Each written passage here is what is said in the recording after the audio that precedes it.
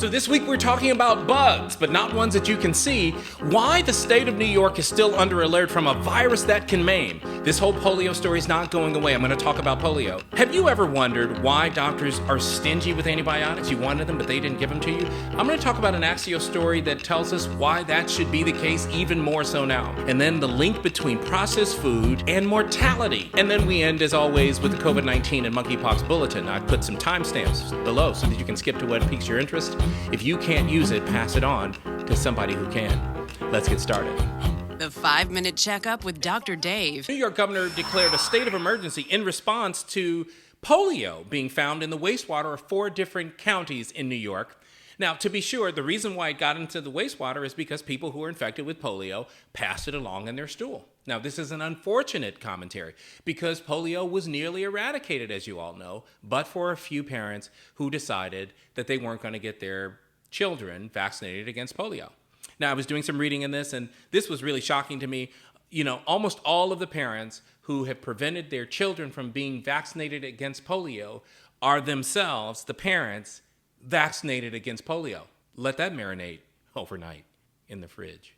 Polio is an RNA virus, and so it can be spread by respiratory secretions and droplets as well as by fecal contamination, which is why the concern in the wastewater. When the virus gets in, one of the dreaded consequences is that it can infect the nervous system, the spinal cord, and you see this dreaded consequence of asymmetric paralysis is what we call it. On one side, you can have a paralysis, a paralyzed state, and deformity of a limb or other things. As it turns out, it only happens in 1 out of 100 or so, you get this paralysis. And so I guess the people who are not vaccinated are saying, well, we'll roll the dice. Humans that are most likely to be infected by this are humans who are 6 months to 3 years of age. And so the parents, again, who are making these decisions are so much less likely to ever really face the paralysis. The solution, it's quite simple. Get vaccinated against polio. 99% effective against preventing that paralysis that we talked about.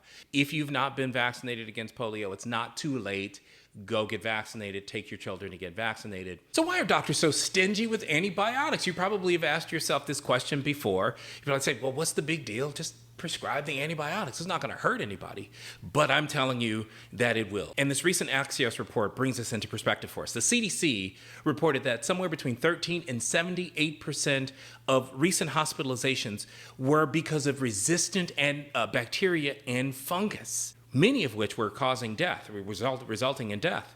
And I want you to be thinking about that. I don't want you to just sort of blow by reading that or hearing about a resistant bacteria, because what it's saying is, I know the bug that's infecting this person and making him sick, but I don't have an answer to it. There are a number of reasons for this. This is very complex, but what we know is that the frequent, inappropriate use of antibiotics causes the bacteria to be exposed to it over and over again. Even the strongest bacteria, the antibiotics, over and over again, and the bacteria can mutate, just like the viruses mutate that we've been talking about, and develop a strain of itself that is completely resistant to even your strongest antibiotics.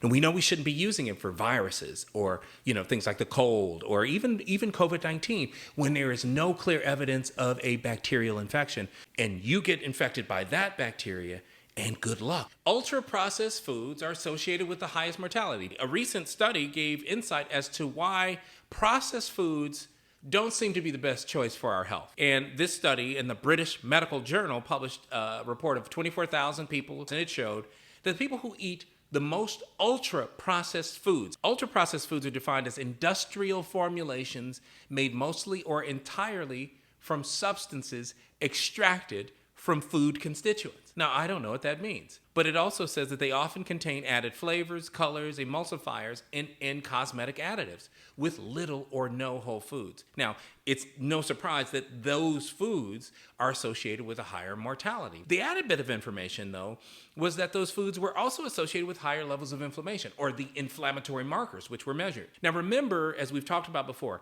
inflammation is the language of the immune system. The immune system is communicating with itself, and it communicates more when it thinks, for example, there is something foreign or something harmful to the body. Essentially, the body deploys its immune system when there's a foreign substance or a harmful substance. So think about this. The body's defense system thinks that the food that you just ate is harmful. Why else would it deploy its military? With our COVID-19 monkeypox bulletin, I'm going to start with monkeypox. The chief epidemiologist in China told the Chinese people not to, quote, touch foreigners. Now, this came after confirmation of the very first case of monkeypox on mainland China, and one of his multiple points of prevention was don't have skin-to-skin contact with, quote, foreigners.